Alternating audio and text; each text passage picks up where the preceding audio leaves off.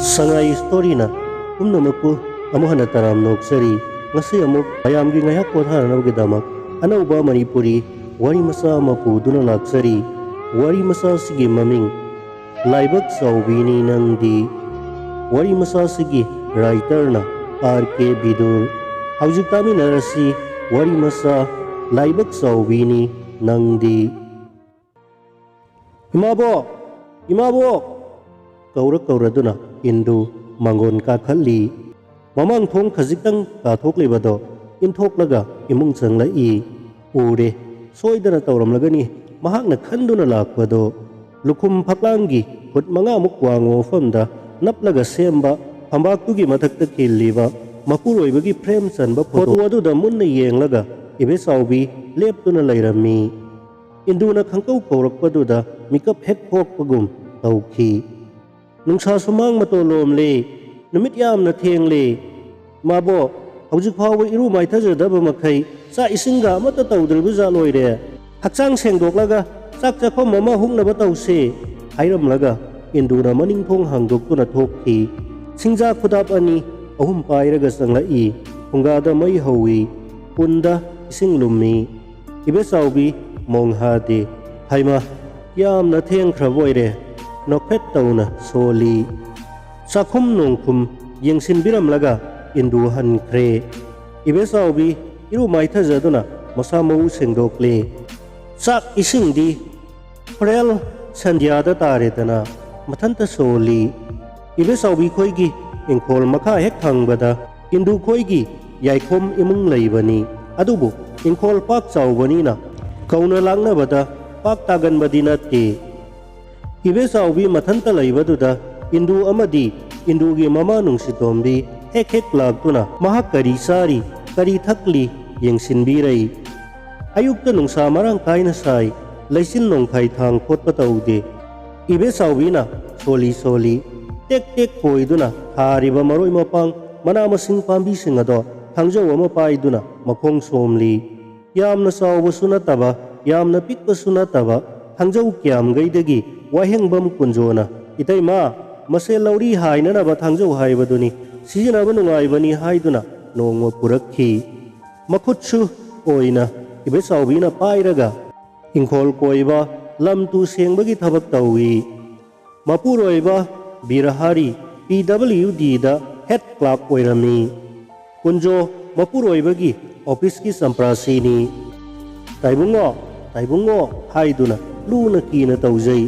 ayuk pung nipal sab sana cycle tonglaga yaurakani mapuroibana office kabada pugadaba file che sang atai yaubo bag loinamak cycle carrier da hapkani aduga mangjauna na office jaukhigani mapuroibana hai kunjo se onthokna maram okhraba mathau masak khangba samprasini che sang table da mafum chana thamgani office kabasu onthokna sang nai khrabaja ni samprasini haide ipau matamgi irang henten ama munna khangi mamit manasingi birahari gi masanupa amata pokchaba rohen dribugar da Dr. Tamatha kibado kunjona ayamba sillang kibani haiba yai birahari dharma karma taujaba mingonda kaijadaba misakni kanada su tathi tawoina taude ngang sakte chandon chawa langna thilaga khurit phaijom na setuna office kai office na mathak thongba makha thaba naidana sab manana bevhar tawi mahaki imung watapadana nungaina ingna panjabani nongdambagi onthokpa nongdam khol haibado tari masanupa dribugar da MBBS loiraduna Guwahati da house surgeon tawringai manungda inanadana ikan na salamba birahari nongma sandhya amada laikidre BP stroke kaka haibado oiramba yai miyamnadi layai satpani haina ngangnakhi tangai fadana masanupa kauthokhi ibe saubi manghagum thokhi walal amata ngangdana tumil laikhi humbangnakkhi sorat karma amana mating pangbiraduna honabiduna loisinki kunjodi yamna kapki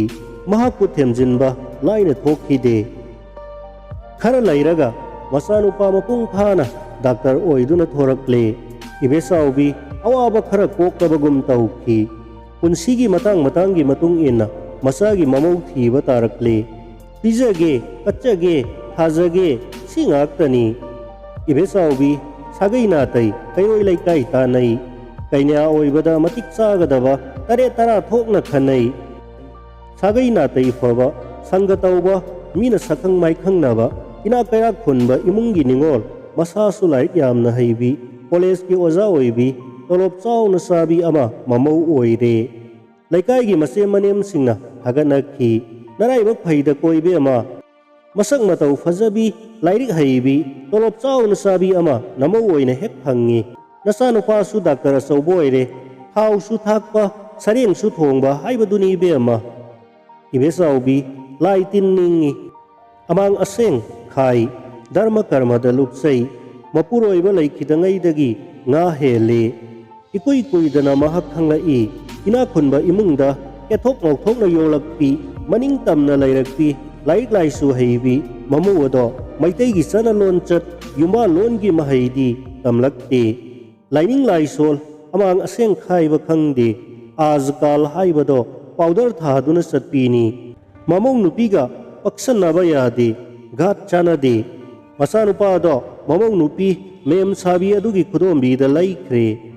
ꯃꯄꯨꯔꯣꯏꯕ ꯀꯥꯏꯅꯈꯤꯕꯒꯤ ꯑꯋꯥꯕ ꯃꯩꯆꯥꯛ, ꯃꯆꯥ ꯃꯃꯧꯒꯤ ꯅꯨꯡꯉꯥꯏꯇꯕ ꯕꯦꯚꯥꯔ, ꯃꯊꯟꯇ ꯅꯥꯏꯇꯣꯝ ꯇꯥꯅ ꯂꯩꯕꯒꯤ ꯃꯔꯤꯡ ꯃꯔꯥꯡꯕ ꯃꯇꯧ ꯄꯨꯝꯅꯃꯛ ꯃꯤꯀꯨꯞ ꯈꯔꯗ ꯑꯣꯏꯔꯕꯁꯨ ꯄꯨꯡꯀꯥꯎ ꯀꯥꯎꯊꯣꯛꯄ ꯃꯈꯩ ꯃꯊ꯭ꯋꯥꯏ ꯇꯥꯅ ꯅꯨꯡꯉꯥꯏꯅ ꯅꯣꯛꯆꯈꯤꯕꯁꯦ ꯅꯧꯅ ꯐꯪꯕ ꯃꯁꯨ ꯅꯨꯄꯥꯒꯤ ꯀꯨꯝꯃꯩꯗꯅꯤ꯫ ꯔꯨꯄꯒꯨꯟ ꯁꯨꯅ ꯅꯤꯡꯊꯤꯖꯅ ꯇꯤꯟꯕ ꯊꯥꯅꯤ ꯍꯥꯏꯗꯨꯅ ꯃꯁꯨ ꯅꯨꯄꯥꯕꯨ ꯔꯨꯄꯆꯟꯗ꯭ꯔ ꯀꯧꯏ꯫ ꯃꯤꯡꯊꯣꯜꯗꯗꯤ ꯃꯆꯥꯁꯨ ꯃꯃꯧꯁꯨ ꯌꯦꯠꯄ ꯌꯥꯗꯕ ꯇꯧꯈꯤꯗ꯭ꯔꯦ꯫ ꯁꯤ ꯈꯛꯇꯅꯤ ꯃꯆꯥ ꯃꯃꯧꯒ ꯏꯕꯦꯆꯥꯎꯕꯤꯒ ꯑꯃꯠꯇ ꯑꯣꯏꯅ ꯌꯥꯅꯈꯤꯕꯁꯤ꯫ ꯏꯕꯦꯆꯥꯎꯕꯤ ꯃꯥꯡꯒꯣꯜꯗ ꯂꯥꯏꯄꯣꯠ ꯃꯃꯥꯡꯗ ꯈꯤꯜꯂꯒ ꯆꯟꯗꯣꯜ ꯆꯋꯥ ꯊꯤꯜꯂꯤ, ꯚꯖꯟ ꯇꯧꯏ꯫ ꯇꯥꯂꯛ ꯑꯗꯨꯗ ꯃꯈꯣꯡ ꯊꯥꯡꯗꯨꯅ ꯀꯥꯐꯩ ꯀꯥꯐꯩ ꯆꯠꯄ ꯉꯝꯂꯕ ꯃꯁꯨ ꯅꯨꯄꯥ ꯑꯗꯣ ꯂꯥꯛꯂꯒ ꯂꯥꯏꯄꯣꯠꯇꯒꯤ ꯆꯟꯗꯣꯟ ꯆꯩ ꯁꯥꯄ, ꯒꯤꯔꯤꯔꯥꯖ ꯄꯥꯏꯔꯒ ꯂꯪꯗꯨꯅ ꯁꯥꯟꯅꯩ꯫ ꯏꯕꯦꯆꯥꯎꯕꯤ ꯃꯃꯤꯠ ꯄꯥꯡꯊꯣꯔꯛꯄꯗ ꯎꯔꯦ꯫ ꯁꯥꯎꯕꯗꯤ ꯂꯥꯏꯔꯗꯨꯅ ꯅꯄꯥ ꯌꯥꯅꯤ ꯃꯆꯥ ꯍꯥꯏꯗꯨꯅ ꯅꯣꯛꯏ꯫ ꯅꯤꯡꯁꯤꯡꯂꯛꯏ ꯍꯟꯖꯕꯝ ꯑꯩꯒ꯭ꯌꯥꯠ ꯀꯦꯗꯔꯅꯥꯊꯅ ꯄꯥꯠꯇ ꯇꯧꯈꯤꯕ ꯕ꯭ꯔꯥꯍꯃꯟꯅ ꯚꯖꯟ ꯇꯧꯔꯤꯉꯩꯗ ꯑꯉꯥꯡ ꯑꯣꯏꯔꯤꯕ ꯅꯤꯃꯥꯏꯅ ꯆꯦꯟꯁꯤꯜꯂꯛꯂꯒ ꯂꯥꯏꯗ ꯀꯠꯄꯁꯤꯡ ꯑꯗꯣ ꯂꯧꯈꯠꯂꯒ ꯆꯥꯈꯤ ꯍꯥꯏꯕꯗꯣ꯫ ꯑꯍꯟꯅꯤꯛ ꯇꯣꯛꯊꯣꯛꯇꯨꯅ ꯇꯥꯏꯕꯪ ꯒ꯭ꯌꯥꯟ ꯌꯥꯎꯖꯗ꯭ꯔꯤꯕ ꯃꯁꯨꯕꯨ ꯆꯦꯠꯅ ꯀꯣꯜꯂꯤ, ꯆꯨꯞꯄꯤ꯫ ꯑꯩꯒꯤ ꯏꯁꯇꯗꯦꯕ ꯚꯒꯕꯥꯟ ꯁꯪꯁꯪ ꯂꯦꯡꯂꯛꯂꯦꯗꯅ ꯍꯔꯥꯎꯅ ꯁꯣꯟꯖꯩ꯫ ꯃꯔꯣꯜ ꯁꯦꯡꯐꯥꯠꯇꯅ ꯕꯣꯛ ꯀꯧꯔꯗꯨꯅ ꯃꯨꯔꯇꯤ ꯆꯨꯝꯕꯣꯏ ꯆꯨꯝꯗꯕꯣꯏ ꯂꯥꯛꯂꯒ ꯁꯨꯔꯖ ꯄꯨꯖꯥꯒꯤ ꯈꯨꯖꯥꯏꯗ ꯍꯥꯞꯄ ꯏꯁꯤꯡ ꯑꯗꯣ ꯃꯥꯡꯒꯣꯜꯗ ꯍꯩꯗꯣꯛꯇꯨꯅ ꯁꯥꯟꯅꯕ ꯃꯁꯨ ꯅꯨꯄꯥꯒꯤ ꯀꯨꯝꯃꯩꯗ ꯏꯕꯦꯆꯥꯎꯕꯤ ꯄꯨꯡꯉꯥꯎ ꯉꯥꯎꯖꯈꯤ꯫ ꯅꯣꯡꯃꯒꯤ ꯑꯌꯨꯛꯇꯣ ꯑꯃꯨꯛ ꯅꯤꯡꯁꯤꯡꯂꯛꯏ꯫ ꯊꯣꯡꯒꯥꯜꯗ ꯃꯥꯜ ꯒꯥꯔꯤ ꯑꯆꯧꯕ 2 ꯊꯥꯔꯩ꯫ ꯕꯤꯍꯥꯔꯤ ꯃꯣꯇꯤꯌꯥ 10ꯃꯨꯛꯁꯨ ꯌꯥꯎꯔꯛꯏ꯫ ꯃꯆꯥꯅꯨꯄꯥ ꯃꯃꯧ ꯅꯨꯄꯤꯒꯤ ꯌꯨꯝ ꯑꯗꯨꯗꯒꯤ ꯃꯊꯪ ꯃꯊꯪ ꯎꯄꯨ ꯀꯥꯡꯊꯣꯜ, ꯇꯦꯕꯜ ꯆꯧꯀ꯭ꯔꯤ, ꯕ꯭ꯔꯥꯏꯠꯅꯆꯤꯡꯕ ꯄꯣꯠ ꯆꯩꯁꯤꯡ ꯍꯣꯟꯗꯣꯛꯏ꯫ ꯀꯔꯤ ꯑꯃꯠꯇꯁꯨ ꯍꯥꯏꯅ ꯉꯥꯡꯅꯈꯤꯕ ꯂꯩꯇꯕꯅ ꯏꯕꯦꯆꯥꯎꯕꯤ ꯀꯔꯤꯃꯠꯇ ꯈꯪꯗꯦ, ꯉꯛꯏ꯫ ꯇꯟꯖꯥꯗꯨꯗ ꯃꯆꯥꯅꯨꯄꯥ ꯆꯪꯁꯤꯜꯂꯛꯇꯨꯅ ꯍꯥꯏꯔꯩ, ꯑꯍꯤꯡ ꯑꯊꯦꯡꯕꯗ ꯑꯅꯥꯕꯁꯤꯡ ꯄꯨꯈꯠꯂꯛꯄꯗ ꯂꯥꯌꯦꯡꯕ ꯈꯨꯗꯣꯡ ꯆꯥꯗ꯭ꯔꯦ꯫ ꯃꯇꯝ ꯈꯔ ꯗꯣꯛꯇꯔꯒꯤ ꯀ꯭ꯋꯥꯇꯔꯗ ꯂꯩꯔꯨꯗꯕ ꯌꯥꯗ꯭ꯔꯦ ꯏꯃꯥ꯫ ꯑꯃꯨꯛ ꯍꯟꯅ ꯌꯦꯡꯂꯝꯗꯅ ꯆꯠꯈ꯭ꯔꯦ꯫ ꯏꯕꯦꯆꯥꯎꯕꯤ ꯀꯔꯤꯁꯨ ꯍꯥꯏꯐꯝ ꯈꯪꯗꯅ ꯎꯀꯪꯒꯤ ꯃꯨꯔꯇꯤꯒꯨꯝ ꯂꯦꯞꯄꯤ꯫ ꯃꯀꯣꯛ ꯃꯔꯨ ꯎꯔꯨ ꯎꯔꯨ ꯉꯥꯎꯔꯛꯄꯗꯣ ꯃꯥꯡꯒꯣꯜ ꯎꯈꯣꯛꯇꯦꯟ ꯍꯣꯟꯗꯨꯅ ꯈꯪꯍꯧꯏ꯫ ꯄꯣꯠ ꯆꯩ ꯃꯌꯥꯝ ꯄꯨꯈꯤꯕ, ꯃꯆꯥ ꯃꯃꯧ ꯆꯠꯈꯤꯕ ꯃꯍꯥꯛ ꯀꯔꯤꯁꯨ ꯈꯜꯂꯨꯗꯦ꯫ ꯌꯨꯝ ꯑꯃꯠꯇꯗ ꯂꯩꯃꯤꯟꯅꯕꯁꯨ ꯅꯠꯇꯕꯅ ꯊꯣꯏꯗꯣꯛꯅ ꯈꯦꯟꯅꯕ ꯂꯩꯈꯤꯗꯦ꯫ ꯑꯗꯨꯕꯨ ꯄꯤꯛꯂꯤꯕ ꯅꯨꯡꯁꯤꯖꯈ꯭ꯔꯕ ꯃꯁꯨ ꯅꯨꯄꯥ ꯑꯗꯣ ꯄꯨꯈꯤꯕꯗꯗꯤ ꯏꯕꯦꯆꯥꯎꯕꯤꯒꯤ ꯃꯁꯥ ꯊꯅꯝꯂꯒ ꯃꯊ꯭ꯋꯥꯏ ꯄꯨꯗꯨꯅ ꯆꯠꯈꯤꯕꯒ ꯆꯞ ꯃꯥꯟꯅꯔꯦ꯫ ꯃꯆꯥꯅꯨꯄꯥꯅ ꯃꯃꯥ ꯑꯍꯜ ꯑꯣꯏꯔꯕꯤ ꯑꯗꯨꯕꯨ ꯎꯆꯦꯛ ꯋꯥꯌꯥ ꯁꯥ ꯉꯥ ꯍꯨꯟꯗꯣꯛꯂꯝꯕꯒꯨꯝ ꯃꯊꯟꯇ ꯆꯥꯎꯈ꯭ꯔꯕ ꯏꯪꯈꯣꯜ ꯂꯝꯍꯥꯡ ꯑꯗꯨꯗ ꯊꯥꯗꯣꯛꯂꯝꯕ ꯑꯗꯨꯃꯛꯀꯤ ꯌꯨꯝꯂꯣꯟꯅꯕ ꯌꯥꯏꯈꯣꯝ ꯏꯃꯨꯡ ꯀꯔꯤ ꯃꯇꯧ ꯂꯤꯆꯠ ꯁꯥꯖꯠꯅꯣ ꯉꯛꯈꯤ꯫ ꯃꯈꯣꯏ ꯀꯔꯤꯁꯨ ꯊꯣꯛꯅꯕ ꯅꯠꯇꯦ꯫ ꯃꯈꯣꯏꯅ ꯀꯔꯤꯗꯤ ꯍꯥꯏꯔꯨ ꯉꯥꯡꯂꯨꯕ ꯑꯙꯤꯀꯥꯔ ꯂꯩꯒꯅꯤ? ꯑꯣꯟꯊꯣꯛꯄ ꯎꯍꯩ ꯇꯥꯍꯩꯗ꯭ꯔꯕ ꯍꯥꯏꯕꯗꯨꯅꯤ꯫ ꯁꯣꯟꯕ ꯅꯠꯇꯅ ꯎꯄꯥꯏ ꯂꯩꯈꯤꯗꯦ꯫ ꯏꯕꯦꯆꯥꯎꯕꯤ ꯑꯃꯨꯛ ꯈꯥꯡꯕ ꯉꯝꯂꯛꯇ꯭ꯔꯦ꯫ ꯉꯁꯤꯗꯤ ꯁꯣꯏꯗꯅ ꯆꯠꯇꯨꯅ ꯃꯁꯨ ꯅꯨꯄꯥꯗꯣ ꯎꯗꯕ ꯌꯦꯡꯂꯨꯗꯕ ꯌꯥꯗꯦ ꯈꯜꯂꯛꯏ꯫ ꯅꯨꯃꯤꯠ ꯌꯨꯡꯕ ꯃꯇꯨꯡ ꯄꯨꯡ 2 ꯑꯗꯨꯋꯥꯏꯗ mayumdagi thorai auto rickshaw ama pharaga lamphel hospital chatnanaba hairai imphal gi nongpok thangba asauba gate gari khamle miyam changthok changsin tawba ui mi yamna na yekpa tawnaba jala nga kanamata tande mande chatpa ude pumnamak taping taha ngakta ibesawbi ngaihak tingak maingak ngaduna lairi kanadano masanupagi laifam hanggadabase quarter haibaduna kadaida khangba nati asum yengbada mapi maro luna na setpa ukchel chawramgadaba manba ama ui doctor ama oiramba yai khalladuna changsilaga hanglui ibungo doctor gi quarter haibadu kadaida laibage nupa aduna mok yauba lambi taklakle amuk mok manaktagi awang pang na sorok lamjaw nang chup nong pok chatlibado lalaga adumak awang mayon da satliba lambi adugi nakyeto doctor singi quarter ni takpirai hairamba taklakpado samna maphai amata soihandana ibechawbi satli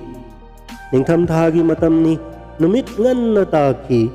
langgol singsang parengi mamina nungsa tanthokkhiduna mamsilakle lamhang oina tawbaga chinglomdagi unmahi puba nungsit sisilakpada ingsu ingsilakle electric post pareng yungba uki adubu maidi amata thandi quarter sing adugi mangolda nakanda zero bulb thanabadugi mangalda yum amalai haiba ubada mangaire ibesawbi gyan mamba horakle hangningai ngangningai misu amata una thengnade ningdol ting songlakle paraba inapi aduna makok kuplaga masada yetsilli sal manjuna baduna mathakta insilli mafam khangdana thongal amagi mapada lepi tanjaduda headlight nga na thanba gari amala ibesawbi mataide thaidokduna lepi mahakki mamang thongal ani subada gari ado karni mamai leisilaga gate mamangda lepki manungda mi mari manga tongba mali wa no kari no su ngangna batai machanupa doctor gi laifam hange khallui durga kar manungdagi hauna kawbatara khangle machanupa gi makholni mahangna thiribado hangladuna changsila